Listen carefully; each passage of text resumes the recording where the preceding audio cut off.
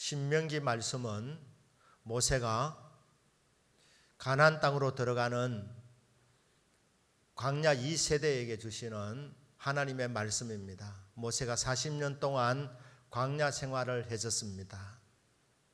하나님께서 모세에게는 가나안 땅에 못 들어간다고 했습니다.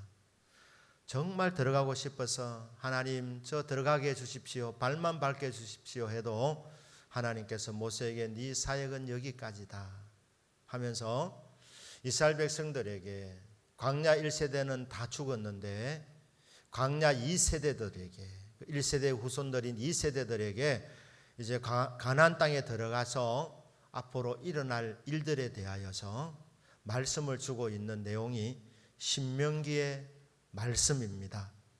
오늘 이 시대를 살아가는 저와 여러분들에게 이 신명기의 이 말씀이 오늘 저희들이 함께 읽었던 신명기 6장의 말씀이 나에게 주시는 말씀으로 살아계신 하나님 말씀으로 들려지고 깨달아지고 믿어지는 역사가 있기를 주 예수님의 이름으로 축복합니다. 아멘. 이 가나안 땅으로 들어가게 될 광야 2세대들에게 주시는 말씀이죠. 6장 4절에서 이스라엘아 들으라. 이 말씀은 유명한 말씀입니다. 이스라엘 백성들이 가장 좋아하는 말씀 중에 하나입니다. 그들은 집에 들어가면 출입구에도 이 말씀을 붙여 놓았습니다. 유명한 말씀인데 들으라 이스라엘아, 들으라는 말씀입니다. 이 말씀을 우리가 자주 듣다 보니까 그래 들어야지 그렇게 이제 듣는 데 집중하는데 사실 이 말씀을 주신 하나님께 집중하셔야 됩니다.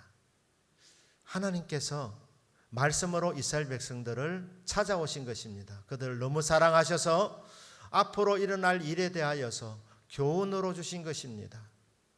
경고의 말씀으로 주신 것입니다. 앞으로 이런 일들이 일어나게 될 것이고 또 내가 걱정하는 것은 너희들이 이런 일들을 경험하게 되면서 혹시나 이런 일을 하게 되지 않을까, 변질되지 않을까, 그렇게 하면 안 된다. 그렇게 하면 나는 너희들을 질투하기까지 하는 하나님이다. 그러면 내가 너희들을 그대로 두지 않고 선하게 간섭할 것이다. 회초리를 들 것이다. 그렇게 안 됐으면 좋겠다. 이런 뜨거운 마음으로 하나님께서 모세를 통하여서 말씀을 주신 것입니다. 직접 말씀하고 싶어도 이스라엘 백성들이 거북해하니까, 힘들어하니까, 무서워하니까 모세를 통해서 하나님 말씀 주셨는데 결국은 보면 하나님이 찾아오셔서 말씀을 주신 것과 마찬가지입니다. 하나님이 이스라엘 백성을 너무너무 사랑하셔서 앞으로 이런 일들이 일어나게 된다고 미리 일러주신 것입니다. 예고의 말씀인데 실제로는 그대로 이루어졌습니다. 예언의 말씀이 된 것입니다. 사랑하는 여러분, 하나님 말씀에는 능력이 있습니다. 지금도 말씀 그대로 이루어지고 있고 앞으로도 말씀대로 될 것입니다. 그리고 말씀대로 주님이 다시 오시게 될 것입니다. 이스라엘아 들어라. 나는 너희들을 너무너무 사랑해서 미리 예고한다. 이런 일들이 일어나게 될 것인데 제발 내가 걱정하는 길을 가지 않기를 원한다 하면서 말씀을 주고 계시는 것입니다. 말씀을 주시는데 이스라엘 그 광야 2세대에만 주는 말씀이 아니라 7절에 보면 네 자녀에게 부지런히 가르치라고 했습니다. 자녀와 더불어 이 말씀을 드러나는 것입니다. 왜냐하면 하나님께서 광야의 2세대만 살한 것이 아니라 그 광야 2세대의 그 자식들, 광야에 말하자면 이제 제3세대가 될 사람들, 다음 세대를 하나님께서 사랑하셨기 때문에 그들에게도 복을 주시려고 네 자녀에게도 너희들만 듣고 당대 복 받는 것으로 끝내지 말고 이 복이 이어져야 된다. 복이 내려가야 된다. 후대로 내려가야 된다. 네 자녀들에게도 부지런히 가르치라. 이 가르치라는 말이 원래 뜻은 반복하라는 말입니다. 끊임없이 반복해서 말씀을 읽어주라는 것입니다. 말씀을 듣게 만들어주라는 것입니다. 그리고 말씀을 강론해라. 강론이 뭡니까? 깨달은 대로 말씀을 설교하라는 것입니다. 교훈하라는 것입니다. 가르치라는 것입니다. 하나님 말씀을 그냥 아무 감동 없이 있는 그대로 전달하는 것이 아니라 우리는 말씀을 통해서 은혜를 받습니다. 말씀을 통해서 깨닫습니다. 진리를 깨닫습니다. 하나님의 마음을 알게 됩니다. 구원의 그 섭리를 깨닫게 됩니다. 그 깨달은 대로, 은혜 받은 대로, 하나님 만난 대로, 네가 말씀에 은혜 받은 대로 이 말씀을 계속 반복해라는 것입니다. 그래서 너희 자녀들도 같이 은혜 받도록, 같이 복을 받도록 하나님께서 이렇게 말씀을 내려주신 것입니다. 길 가면서도 가르치고, 집에 들어와서도 가르치고, 앉았을 때도 가르치고, 식사할 때도, 식사 시간에도 식탁에서도 가르쳐라. 잠자기 전에도 가르쳐라. 일어나서도 가르쳐라. 주야로 틈나는 대로 너희 자녀들도 복을 받아야 되니까 이 말씀을 듣도록 만들어라. 말씀을 강론해라. 은혜 받은 그대로 전해라. 그러면 하나님 말씀 권위 있게 너희 자녀들이 듣게 될 것이다. 이런 마음으로 하나님께서 이 복을 자녀들과 더불어 누리라고 말씀을 하고 계십니다. 이어지는 말씀이 오늘 6장 10절 말씀입니다. 10절 말씀, 네 하나님 여호와께서 네 조상 아브라함과 이삭과 야곱을 향하여 내게 주리라 맹세하신 땅으로 너를 들어가게 하시고, 가나안 땅으로 들어가게 만들어 주신다는 것입니다. 자, 보통 여러분 성경 말씀을 보시면 하나님의 명령이 나옵니다. 하나님의 명령이 나오면 이어서 이 명령을 따르게 되면 주어지는 복이 따라옵니다. 복이 약속되어져 있습니다. 너는 먼저 그의 나라와 그의 의를 구하라. 그리하면 이 모든 것을 너에게 더하시리라. 네 부모를 공경하라. 그리하면 네가 땅에서 잘되고 장수하리라. 네 재물과 소산물의 처음 익은 열매로 여호와를 공경해라. 그리하면 네 창고가 가득히 차고 네 즙털에 새 포도즙이 넘치리라. 너는 네 명철을 하지 말고 범사의 그를 인정해라. 그리하면 내 길을 지도하시리라. 그러니까 명령 있고 그 다음에 그리하면, 명령에 순종하면 이런 일들이 일어나게 된다. 명령에 조건을 붙여 놓았습니다. 이 말을 들어라. 그리하면 너희들에게 좋은 일이 일어난다. 복을 받는다. 은혜 받는다. 이 말씀입니다. 그런데 오늘 본문에는 보니까 앞에 들어라. 여호와를 네 마음과 성품과 힘을 다해서 사랑해라. 네 자녀를 가르쳐라. 부지런히 가르쳐라. 마음판에 먼저 네가 말씀을 새기고, 그리고 네 자녀들에게 받은 은혜를 나누도록 가르쳐라. 이게 다 명령입니다. 그리고 나서 10절에서 시작이 이렇게 돼야 됩니다. 그리하면 네 하나님 여호와께서 네 조상 아브라함과 이삭과 야곱을 향하여 내게 주리라 맹세하신 땅으로 너를 들어가게 하실 것이다.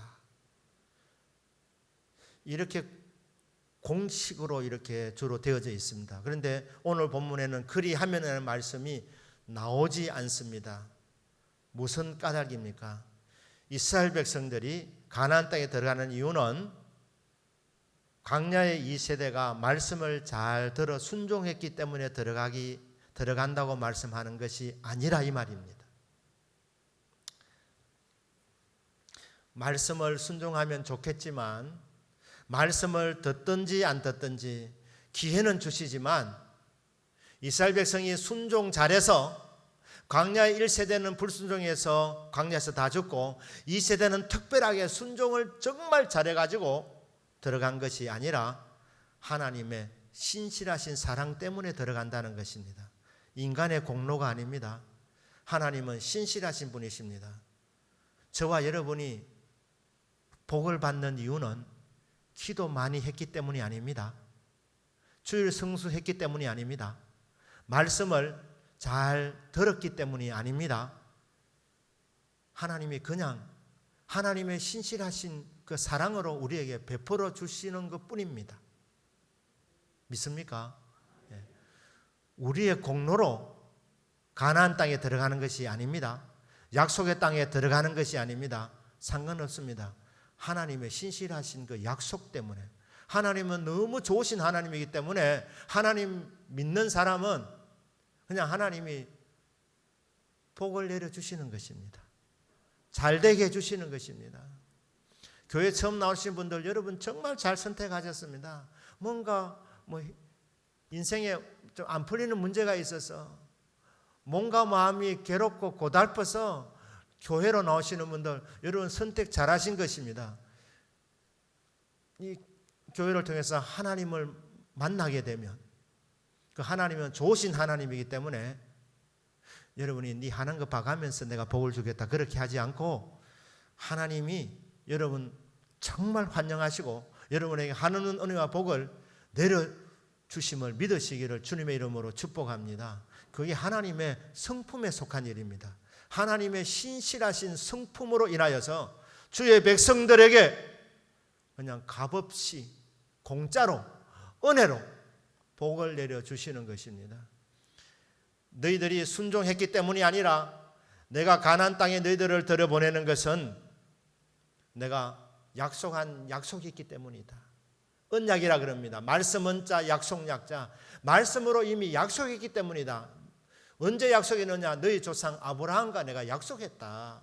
이 땅 젖과 꿀이 흐르는 땅을 들어가서 차지하도록 이미 오래전에 아브라함과 내가 약속을 맺었기 때문에 내가 그 약속을 지키는 것뿐이다. 이렇게 말씀하고 있는 것입니다. 아브라함의 아들 이삭과도 약속을 맺었습니다.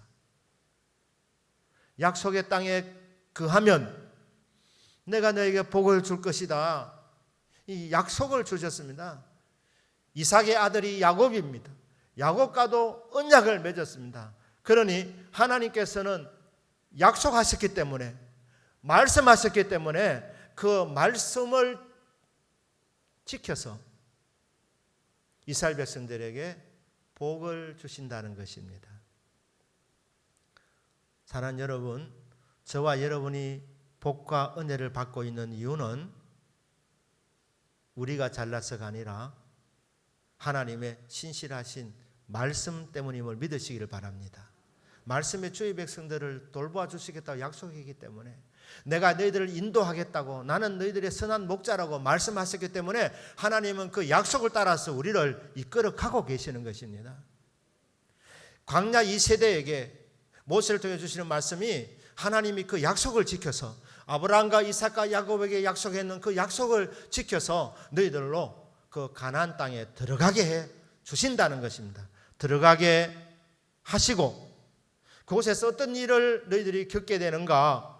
네가 건축하지 않은 크고 아름다운 성읍을 얻게 하시고 이스라엘 백성들의 실력 이상으로 좋은 땅을 차지한답니다.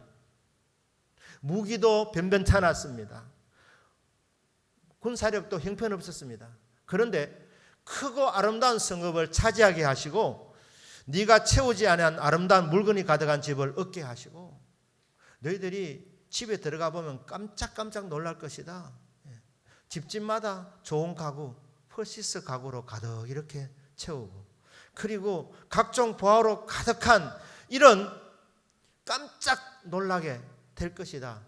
각종 보화가 가득하고 좋은 가구들, 좋은 침대, 좋은 물건들 꽉꽉 채워놓고 너희들 그곳에 가기만 하면 된다. 그러면 너희들이 그 집들을 얻게 만들어 주신다고 말씀합니다. 네가 파지 아니한 우물을 차지하게 하시며 고대 이 사막 기후가 있는 이 지경에는 우물이 귀하지 않습니까? 그런데 너희들이 파지도 않은 우물을 마시게 할 것이다.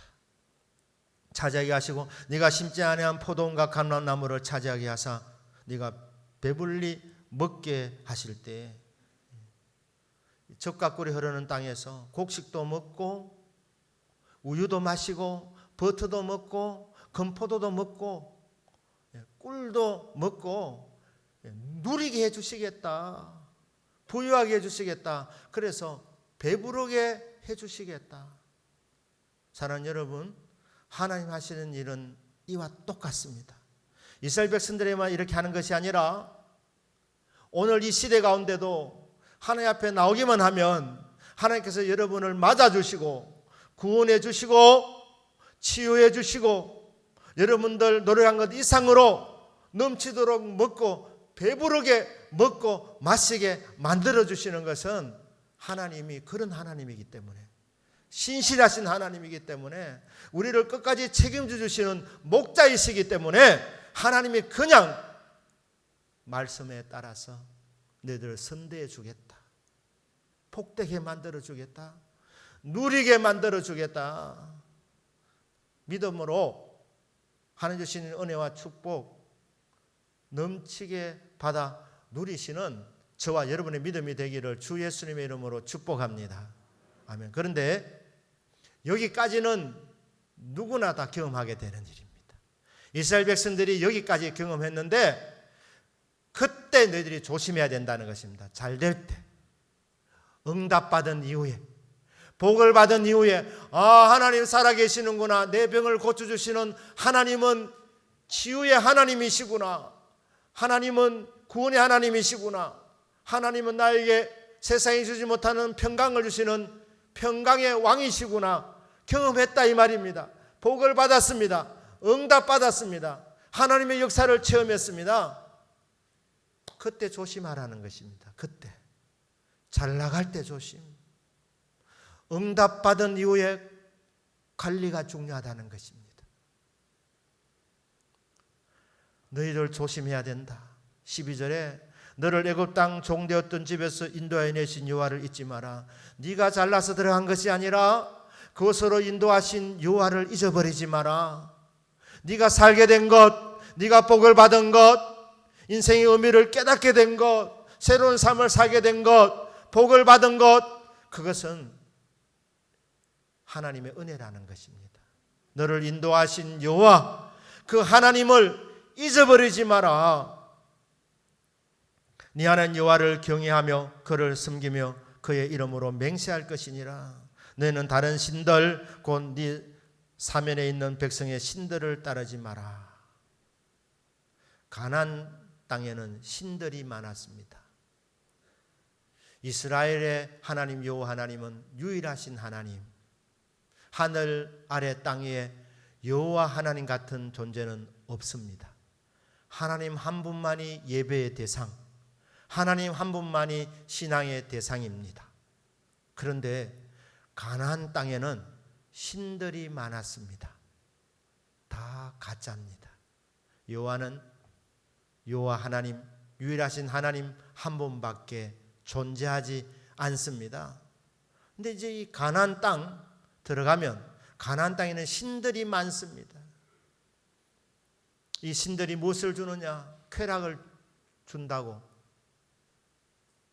물질을 준다고, 행복을 준다고 그렇게 알면서 잡신을 섬기고 있는 땅이 가나안 땅입니다. 너희들이 들어가면 내가 약속한 대로 너희들을 배부르게 먹게 만들어 줄 것이다. 복을 줄 것이다. 그때 조심해라. 그때 너희들 변질되지 않아야 된다. 가나안 땅은 우상의 땅이다. 그곳에 가서 동화되지 말고 그 땅을 변화시켜라. 하나님 역사하시는 땅으로 바꾸어라. 그곳에서 제사장의 민족답게 열방을 축복하고 그 땅에 하나님의 임재가 나타나고 하나님의 다스림이 나타날 수 있도록 그곳에서 하나님의 사랑을 증거하는, 그 땅을 변화시키는 인생들이 되라고 말씀하십니다. 그런데 하나님의 걱정이 무엇입니까? 너희들이 변질될 것 같다. 가나안 문화에 동화될 것 같다. 이 가나안 문화는 우상 문화입니다. 가나안 문화는 음란한 문화입니다. 편한 것을 찾고 쾌락을 찾고 향락을 찾고 인생을 즐기자, 이런 풍조가 가득 차 있는 곳이 바로 가나안 땅입니다. 가나안 땅에 들어가서 하나님께 주시는 은혜와 복을 많이 받고 이스라엘 백성들이 무엇을 고백해야 되었습니까? 하나님 너무너무 고맙습니다. 하지만 이 모든 좋은 것들, 이것 때문에 이곳에 온 것이 아닙니다. 이곳에서 우리는 하나님 한 분만을 예배하겠습니다. 하나님을 사랑합니다. 나에게는 하나님 없이는 내 인생은 해석이 불가능합니다. 나는 주님 없이는 살 수 없습니다. 주님 이 고백을 하기를 원하시는 것입니다. 물질을 많이 주시는 이유는 물질 가운데서 거기 빠지라고 한 것이 아니라 더 많은 물질을 추구하도록 욕심스럽게 살아가라 하는 것이 아니라 하나님 이게 다 하나님 은혜입니다. 그렇게 고백하고 나는 주님밖에 없습니다. 하나님만을 사랑합니다.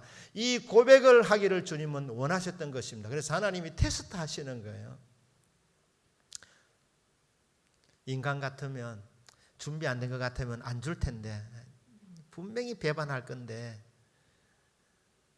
아예 안 주겠다.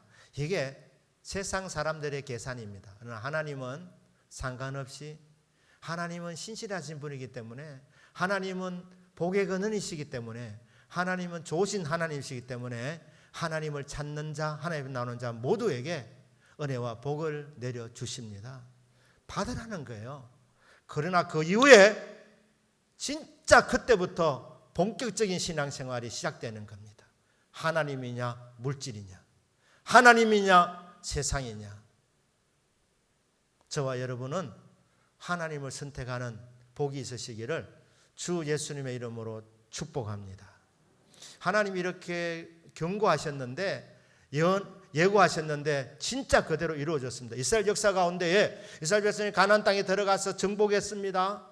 그들이 짓지 않은 집을 차지했습니다. 크고 아름다운 성읍을 차지했습니다. 심지 아니하는 그런 곡물을 먹었습니다. 젖과 꿀이 흐르는 땅에서 누렸습니다. 그런데 그 속에서 구별된 삶을 살지 아니하고 가나안 문화에 그냥 휩쓸려 버렸습니다. 동화된 것입니다. 어떻게 됐습니까? 변질되어서 결국 하나님께서 사랑의 매를 대신 것이 바로 이스라엘의 역사입니다. 그런데 이 일이 이스라엘 역사 가운데 끝난 것만 아닙니다. 여러분 기독교 역사가 바로 이랬습니다.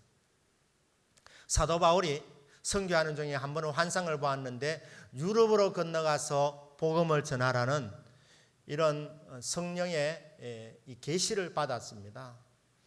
그때 그가 본 이 환상을 성령이 주시는 환상으로 바울은 믿고 유럽에서 이제 복음을 전하시는구나 해서 유럽으로 건너가서 복음을 전했습니다.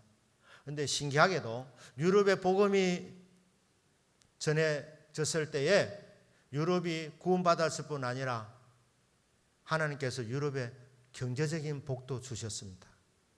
가장 앞서가는 문화 되게 만들어 주셨습니다. 뛰어나게 만들어 주셨습니다. 그런데 등 따뜻해지고 배가 불러지니까 유럽 교회가 변질되었습니다. 하나님을 잊어버리지 않아야 되는데 하나님을 잊어버리고 세상을 더 좋아했습니다. 세상을 닮아갔습니다. 세속화된 것입니다. 유럽의 교회가 텅텅 비게 되었습니다. 세상이 좋아서 다 세상으로 나가버린 것입니다. 하나님이 유럽에 많은 은혜와 복을 주셨지만 하나님께서 그 유럽의 교회 촛대를 옮겨버렸습니다. 그래서 복음이 어디로 건너갔느냐? 미국으로 건너갔습니다. 미국이 복음을 받았습니다. 복음을 받아서 영혼의 구원만 받았을 뿐 아니라 이 복음을 뜨겁게 받은 이 미국을 하나님께서 열방 가운데 가장 높여주셨습니다. 잘 사는 나라로 선진국으로 만들어 주셨습니다. 미국도 등 따시고 배가 불러지니까 이 세속화되는 거예요. 변질되어지는 것입니다. 미국도 이 해변에 보면 이 아름다운 곳이 많은데 이 시애틀이나 샌프란시스코나 저 미국 동부의 저 남쪽에 플로리다 그쪽에 보면 키웨스트 쪽에 거기 보면 동성애자들이 많습니다. 아니 이렇게 복을 많이 주시고 아름다운 이런 환경을 주셨으면 이 모든 걸 주신 하나님 앞에 예배드리는 것이 마땅한데 하나님 잊어버리고 쾌락을 쫓아간 것입니다. 하나님이 가장 싫어하시는 이 성적인 죄가 바로 동성애 죄인데 가정스럽게 여기는 죄인데 동성애 죄를 짓는 이 미국 백성들, 하나님이 촛대를 또 옮기시는 겁니다. 그래서 미국에서 지금은 그래서 각성하자, 회개하자 하면서 그래도 유럽 교회는 텅텅 비었지만 그래도 미국 교회는 아직도 많은 사람이 모이고 있습니다. 그 미국 교회가 텅 비게 될 때 그때 이제 촛대가 옮겨지게 되는 것이지요. 여러분, 우리나라는 어떻습니까? 우리나라 기독교는 언제 시작됐습니까?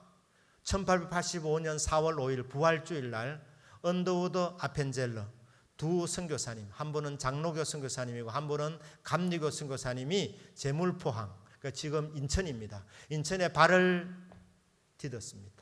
그러니까 지금부터 약 135년 전에 발을 딛게 되는데 그때부터 이 조선 땅에 대한민국의 기독교가 시작된 것입니다. 그 전에도 뭐 순교자도 있고 간헐적으로 복음을 전한 분도 있었지만 계속해서 이제 그 이후로 선교사님들이 오게 되면서 이제 복음이 증거되어지게 되었습니다. 이 조선 땅 흑암의 땅이었습니다. 정말 가난한 땅이었습니다. 무지한 땅이었습니다. 이 캄캄한 땅에 하나님께서 조선 민족을 사랑하셔서 대한민국 백성을 사랑하셔서 하나님이 선교사님들을 보내어 주신 것입니다. 선교사님 통해서 복음을 전하게 해주셨다. 그것은 무슨 말입니까? 하나님이 이 땅에 임재하신 것입니다. 하나님께서 사랑으로 찾아오셔서 말씀해 주신 것입니다. 말씀 주셨지요. 그리고 뿐만 아니라 오늘 6장 7절에 보면 자녀에게 부지런히 가르치라. 자녀들에게 하나님께서 교육의 혜택을 주셨습니다. 우리나라는 복음이 들어오기 전에 문맹 비율이 상당히 높았습니다. 한문을 모르는 사람 거의 대부분이었는데 한글도 모르는 사람이 많았습니다. 한글은 정말 아름다운 좋은 문자인데 세계에서 인정하는데 우리나라 사람들은 이 천대했습니다. 은문이라 그래가지고 멸시했습니다. 한글을 모르는 것을 합리화하려고 그런 말 했는지 모르지만 이 은문인 한글을 잘 공부하지도 않고 모르는 사람들이 많았습니다. 그런데 교회에서 주일학교 교육이 시작되면서 한글을 모르는 사람들이 교회에서 성경을 통하여서 한글을 깨치게 되었습니다. 눈을 뜨게 된 것입니다. 그리고 선교사님들이 교회만 세운 것이 아니라 이 땅에 학교들을 세웠습니다. 수많은 이 학교들이 교회를 통해서 세워지게 된 것입니다. 그래서 이 문명의 나라가 눈을 뜨게 만들어진 것입니다. 그러니 하나님께서 말씀으로 찾아오셨고 이 땅에 교육의 복을 주셨습니다. 지금도 우리 대한민국이 전 세계에서 교육률이 가장 높은 나라 중에 하나가 된 것, 이런 게 우연히 된 것이 아니라 이 땅에 하나님 교회를 주시면서 선교사를 보내주시면서 기독교가 들어오면서 받게 된 축복 중에 하나가 바로 자녀들에게 교육의 혜택이 일어나게 된 것입니다. 그것뿐만이 아니고 하나님께서 이 땅에 병 속에 신음하는 이 백성들, 치료 방법도 몰라 미신적으로 믿는 이 땅의 백성들에게 하나님께서 복음으로 치유해 주셨습니다. 여러분, 예수 이름에 치유의 능력이 있습니다. 예수 이름에 권세 있습니다. 예수 이름에 회복이 있습니다. 예수 이름으로 기도할 때 치유받는 겁니다. 병 고침 받는 겁니다. 그런데 거기서 끝나는 것이 아니라 하나님께서 이 조선 땅에 체계적으로 이 병을 치료하고 그리고 건강하게 만들어 갈 수 있도록 이 땅에 병원을 주신 것입니다. 이 땅에 병원이 어디서 시작됐습니까? 결국 선교사님들을 통해서 병원이 시작된 것입니다. 대구의 동산병원 선교사님이 세운 것 아닙니까? 세브란스 병원 서울에 선교사님이 세웠습니다. 거의 대부분이 다 기독교인들을 통하여서 선교사님을 통하여 교회를 통해서 하나님 이 땅에 병원까지 주신 것입니다. 학교들을 주시고 병원을 주시고 전인 치유가 일어날 수 있도록 교회도 관리가 일어날 수 있도록. 제가 어렸을 때 말입니다. 큰 집에 한 번씩 방학 때 되면 갔는데 큰아버님 한 번 굉장히 아프셨는데 제 오줌물을 달라는 거예요. 오줌물을. 그게 특효약이라고. 이런 미신들이 있습니다. 오줌에 효과가 있는지는 모르겠습니다. 어쨌든 간에 제가 상당히 당황했었습니다. 야, 이렇구나. 그렇습니다. 무지몽매한 백성들이었습니다. 그런데 하나님께서 이 땅에 교회 주시고 이 땅에 학교들을 세워주시고 이 땅에 병원들을 주시면서 온전한 인생으로 반드시 세워주시고 지금 이 대한민국이 세계 10위권 경제대국으로 세워주신 것 전적인 하나님의 은혜입니다. 하나님 믿는 이 백성들 하나님 주신 선물들입니다. 지금 이 현대 우리 한국사를 자꾸 이렇게 기독교 역할을 축소시켜서 그렇지 정말 제대로 여러분 한번 알아보시면 오늘 대한민국이 있게 된 것 기독교 아니었으면 이렇게 잘 살 수가 없습니다. 불가능한 일입니다. 이것은 전적인 하나님의 은혜인 줄로 믿습니다. 그런데 이 한국교회가 여기까지만 가면 되는데 우리 한국교회도 여기서 물질이라는 이 유혹의 문턱을 넘어가지 못하는 것입니다. 우리 한국교회도 이스라엘 백성들이 가나안 땅에 동화되어서 세속화되었던 것처럼 이 땅에 우리 한국교회가 지금 하나님을 닮아가는 쪽이 아니라 세상을 부러워하고 세상을 본받아가고 있고 세상을 닮아가는 쪽으로 지금 나아가고 있습니다. 점점 더 하나님의 사랑에서 멀어지고 있습니다. 이렇게 되니 우리가 세상에 비치고 소금인데 세상을 변화시키라고 부패를 방지하라고 하나님께서 교회를 주시고 성도를 주셨는데 세상이 지금 썩어져 가고 있는 것입니다. 여러분, 교회가 왜 이렇게 욕을 얻어먹고 힘이 없습니까? 교회의 생명을 잃어버렸기 때문입니다. 세속화되면서 교회가 영성을 잃어버렸기 때문입니다. 변질되었기 때문입니다. 회복되면 교회가 이 권위가 회복되어지면 하나님께서 정치, 경제, 사회, 문화 이 모든 문제들도 회복시켜 줄 줄로 믿습니다. 나라를 위해서 기도해야 되고 정치를 위해서도 기도해야 되지만 그것보다도 더 중요한 문제가 뭐냐? 하나님, 교회가 지금 세속화되었습니다. 오늘날 우상숭배는 세속합니다. 교회 다니는 사람들이 뭐 불상을 섬기겠습니까? 눈에 보이는 우상을 섬기겠습니까? 그런데 이 세속화되는 것이 바로 이 우상숭배입니다. 우상숭배. 세속화되면서 아무런 영향을 끼치지 못하고 예수 믿는 사람이나 안 믿는 사람이나 분간이 안 되는 같이 섞여서 같이 욕하고 거짓말하고 다른 사람 눈에 눈물 내고 남을 짓밟고 내가 일어서고 수단과 방법을 가리지 아니하고 세상 사람과 똑같은 방법을 따라서 살아가는 이 인생, 이게 변질된 것입니다. 원래는 이런 모습이 아닙니다. 우리는 세상의 빛입니다. 세상의 소금입니다. 이 세속화의 길에서 돌아설 수 있기를 주님의 이름으로 축복합니다. 그 방법이 무엇이겠습니까? 6장 4절입니다. 들으라. 여러분, 믿음은 들음에서 나옵니다. 하나님 말씀을 계속 듣고 들으면 여러분 믿음이 들어갑니다. 여러분 계속해서 하나님 말씀을 듣고 들으면 깨달음이 옵니다. 내 형편을 알게 됩니다. 아, 내가 하나님 사랑에서 많이 멀어져 있구나.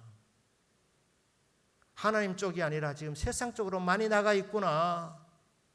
주여 말씀해 주셔서 고맙습니다. 돌아오겠습니다. 말씀을 듣고 돌아오는 것입니다. 그래서 회복의 첫 단추가 듣는 데 있기 때문에 들으라고 말씀하는 것입니다. 교회 사업이 어려워서 사업의 돌파구를 위해서 교회 나오신 분들이 있습니다. 그래서 이 사업이 잘 되도록 몸부림을 치는 시간들이 있습니다. 그러다가 사업이 잘 되면 차츰차츰 교회에서 멀어질 수 있습니다. 사랑하는 여러분, 하나님께서 여러분의 삶을, 성도님의 사업장을 여러분 한 분 한 분의 가정과 직장과 모든 부분을 책임져 주는 것을 믿으시길 바랍니다. 믿음으로 맡기시기를 바랍니다. 그리고 여러분이 기도해야 될 제목은 뭐냐? 사업 잘 되게 달라는 것은 그래 기도 많이 안 해도 하나님이 책임져 주시고 잘 되게 해주십니다. 하나님이요, 저는 하나님을 정말 잘 믿고 싶습니다. 저에게는 하나님밖에 없습니다. 주여, 저는 주님과 동행하기를 원합니다. 아침에 일어나도 주님이 내 곁에 계시고, 길을 걸어가면서도 주님이 내 곁에 계시는 느낄 수 있도록, 주님과 함께 걸어갈 수 있도록, 주님과 동행할 수 있도록 주여, 저는 하나님을 구합니다. 하나님이요, 하나님으로 저는 만족합니다.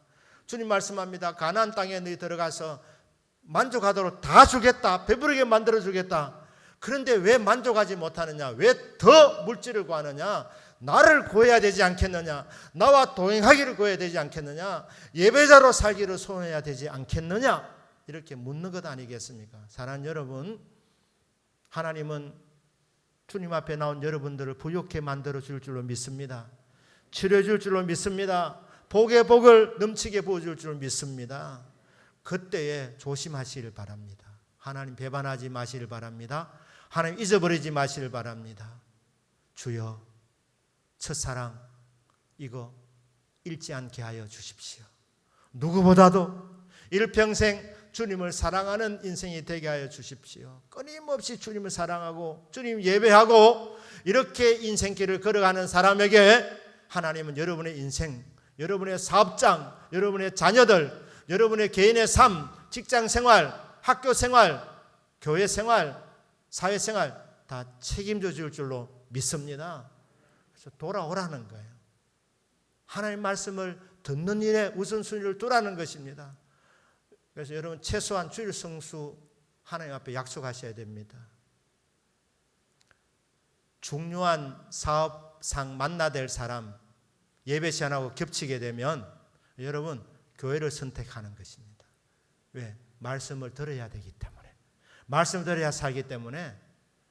그리고 여러분이 이렇게 지혜롭게 하실 수 있었습니다. 약속 시간을 바꾸면 되는 거 아닙니까? 그러니까 부득이해서 그럴 때는 기도하시고 주님 이번에 이게 마지막입니다.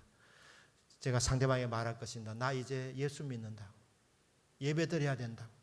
그렇게 하고 주일 성수 이거는 내가 최소한 해야 될 것이다. 말씀 들어야 사니까, 말씀 들어야지 내 방향을 바로 잡아 나갈 수 있으니까 깨달음이 오니까 주여 제가 주일 성수 이거는 내가 약속드립니다. 주일은 예배드리는 날로 제가 은혜 받는 날로 말씀 듣는 날로 주님께 드립니다. 이게 최소한 해야 되는 일입니다. 여러분 일평생 요거 하나 잘하시면 여러분 말씀 들으면서 은혜 받고 복을 받고 받은 복이 유지되어지고 하나님과 깊은 관계 속에서 행복한 삶을 살다가 마지막 천국 가게 될 줄로 믿습니다. 교회의 생명력 세상을 닮지 않고 주님을 닮아가는 데 있습니다. 주님과 교제하다 보면 닮아가게 되는 것 아니겠습니까? 주님께로 나와서 말씀 들으시면서 은혜 받고 이 세상 가운데에서 세상을 치유하며 세상에 선한 영향을 끼치는 교회와 성도님들 되시기를 주 예수님의 이름으로 축복합니다. 아멘. 기도하겠습니다.